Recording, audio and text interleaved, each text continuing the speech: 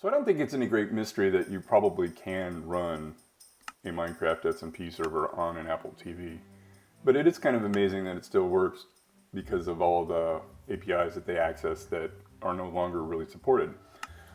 So here we are in a demonstration that's going to show two other Apple TVs actually logging onto the server, which is running on a third Apple TV. And you see that the two players just joined.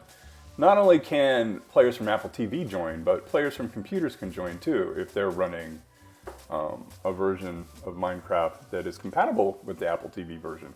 And here we go. We have a fourth user that's going to come on to the server that's going to log in to our server from a PC running Windows 10 Minecraft 1.1.5.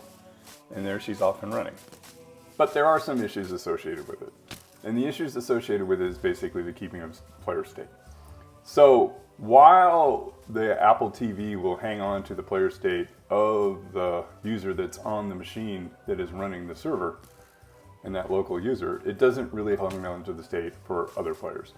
And so what will happen is that when you quit the game, if you don't quit the app and go back in, you will have your inventory and your position and all that type of stuff. But if you quit the application on the client machine and then open it back up, you lose everything.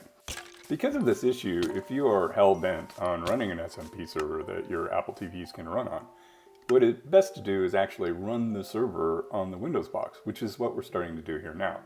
Unfortunately, we lost one of the players. We have various flavors of Apple TV, and his didn't have enough memory to cope with what he's doing, so it basically crashed. And so for this recording session, we lost him. But as you see, it works perfectly fine.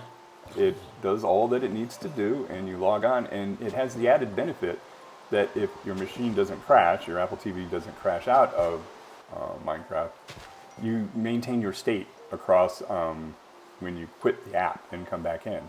So you'll have everything that you need. The other issue that you'll run into is, getting different users. You can log into to the app with your Microsoft account. That is supported. But if you have Apple TVs and you have them all sync across their home pages, what'll happen is if you log into one account on one machine, it will log that user into all the machines that you have Apple TV homepage syncing off. So you need to turn it off to get around that.